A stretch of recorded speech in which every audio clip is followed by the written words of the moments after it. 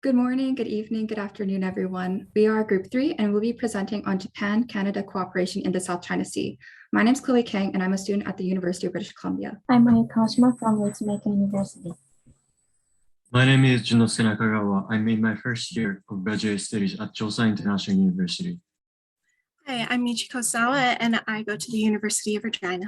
So we're going to be looking at some context in the background of this problem in the South China Sea, what to contend within the South China Sea, what our solution is involving multilateral teamwork and the implications of this. So while Canada and Japan have not had many direct ties historically, we have had a mostly diplomatic relationship. And we have learned that Canada and Japan actually have a lot in common and can help each other with various goals.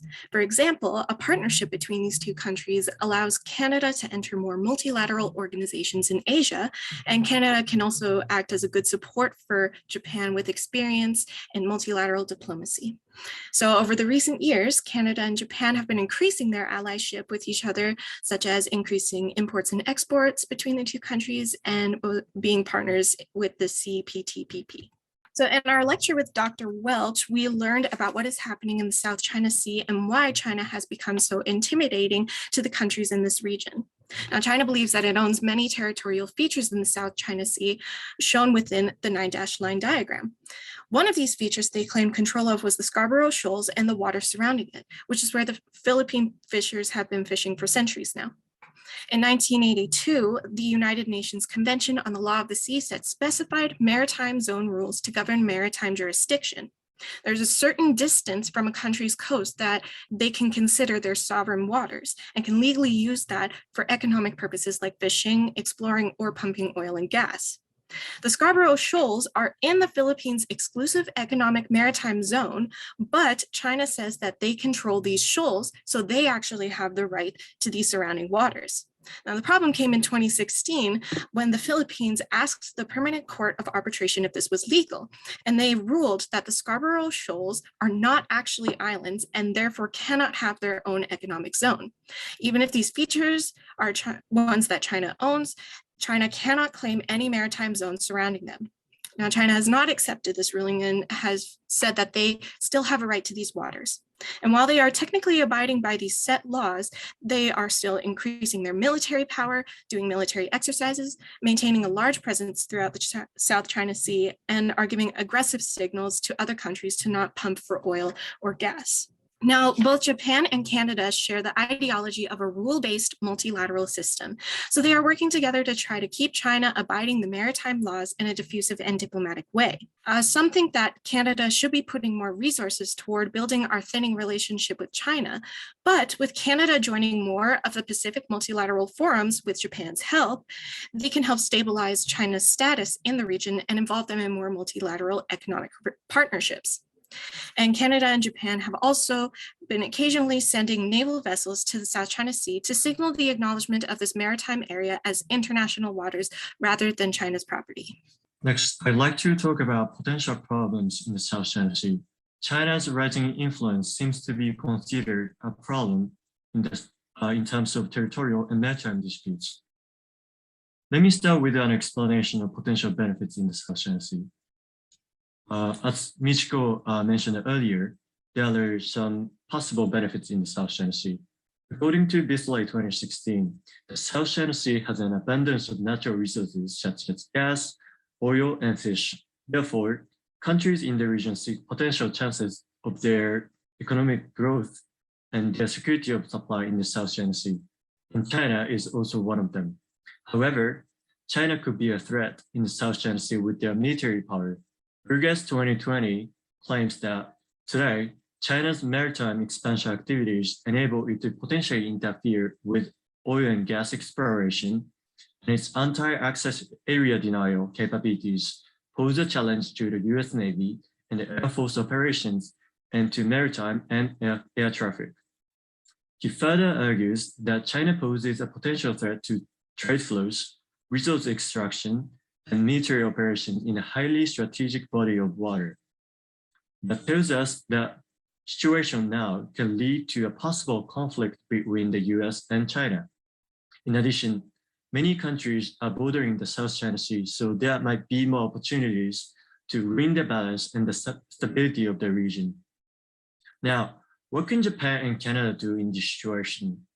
How can Japan and Canada tackle with the aforementioned problems in the region? Japan and Canada share visions of a free and open Indo-Pacific. If they want to peacefully manage the region, the issues should be solved in some kinds of diplomatic ways.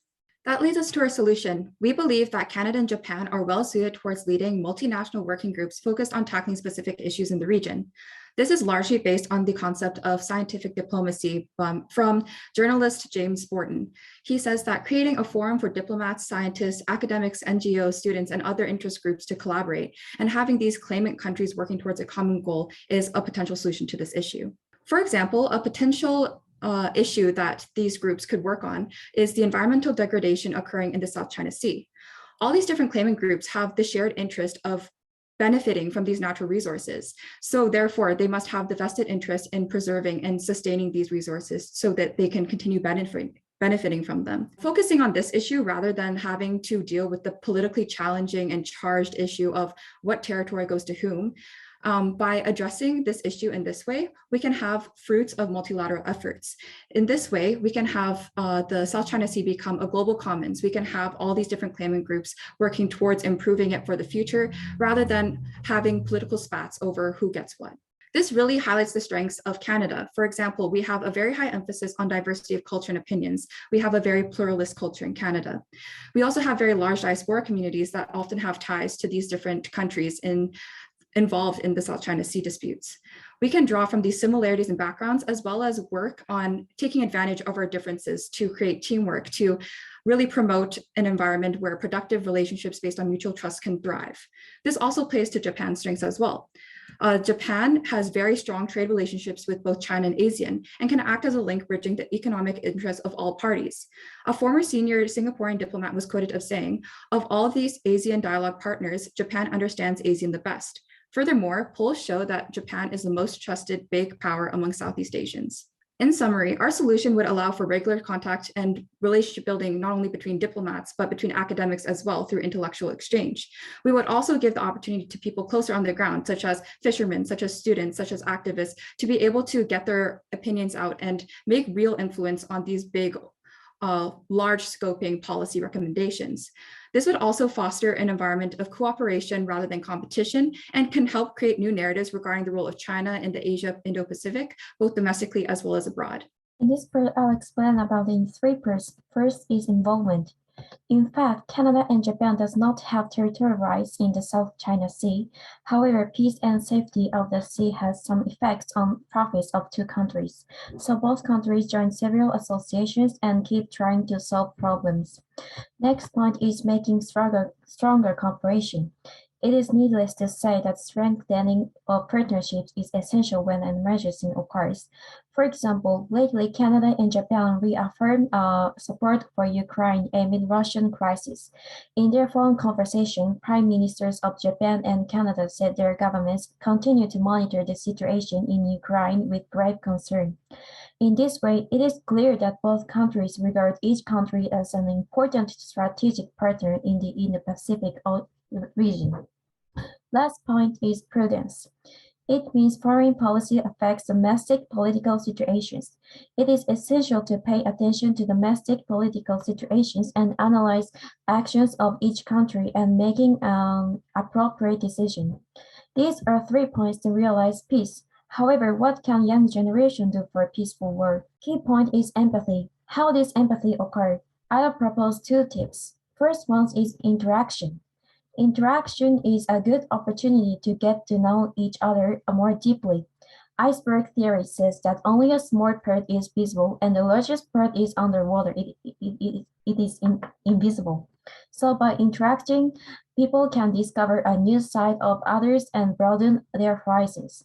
Next, having knowledge is also essential. There is a lot of correct and incorrect information in our lives, and we are sometimes confused.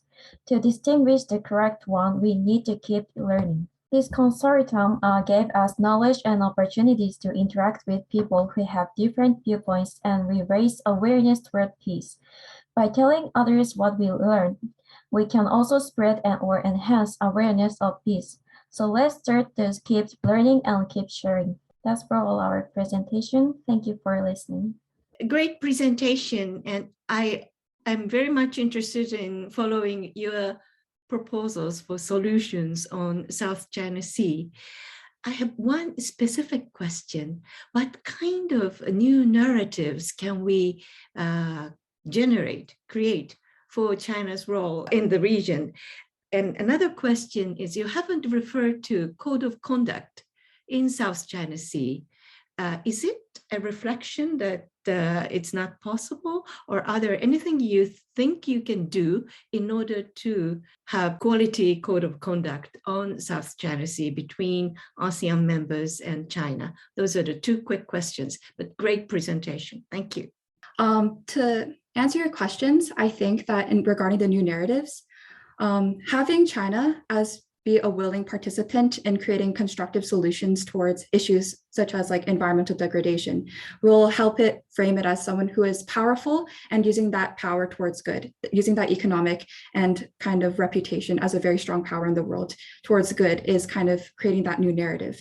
Instead of having the tension between China versus the US and ASEAN and like anyone who aligns with the US, I think by having, again, that idea of cooperation rather than this like US-China bilateral competition is what's going to help create this new narrative, both as China's role in the Asia Pacific, as well as like the domestic narrative of what China's role is in the world.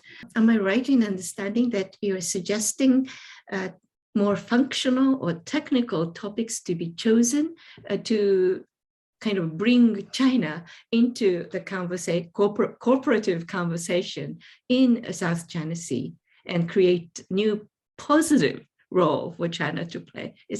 Am I right in understanding? Yes, I believe that there's a lot of like benefits that China can bring to the conversation. So I think capitalizing on those advantages would help create new narratives. Good. I enjoy your presentation, especially the part of empathy with the heart mark attached to it. It was very nice. My question is about your assessment on the existing framework, ASEAN plus China on South China Sea issue. Is it not functioning? And you also mentioned there's a multilateral working group which Canada and Japan lead. You didn't say Canada and Japan help them lead. One question mark on this: Canada, Japan, from South China and Southeast Asia coming over there and then taking initiative or leadership. Would they be okay? To answer your second question, I think when we mean that Canada and Japan take the lead, I think it's just like taking the initiative to start the conversation, to start this framework, to start these institutions, and then later being able to have, like, again, a very pluralist view of the discussions that occur. I think it's beneficial for everyone to have equal say and equal opportunity to make their voices heard. But I think that because of Japan's strong ties with ASEAN, because of Canada's soft power, and how its reputation is as a middle power, I think it makes them very strongly suited towards kickstarting these initiatives.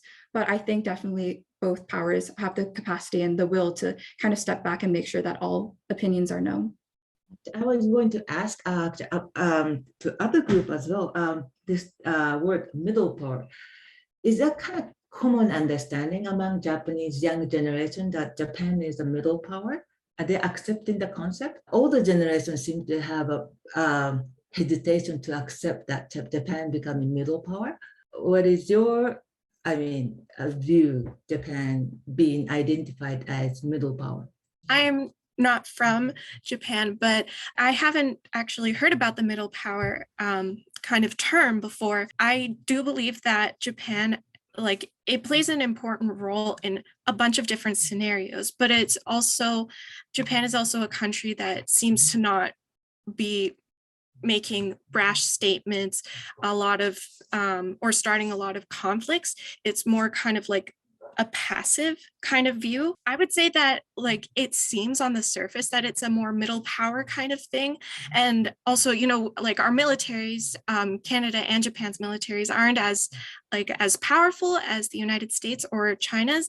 So in that way, it's kind of like a step back. But also I know that Japan and Canada can do a lot and, just with like cooperation and everything. So I see it as like a surface level kind of thing where they're not trying to take over everything. Please join me on congratulations and a round of applause for Group 3. Thank you very much.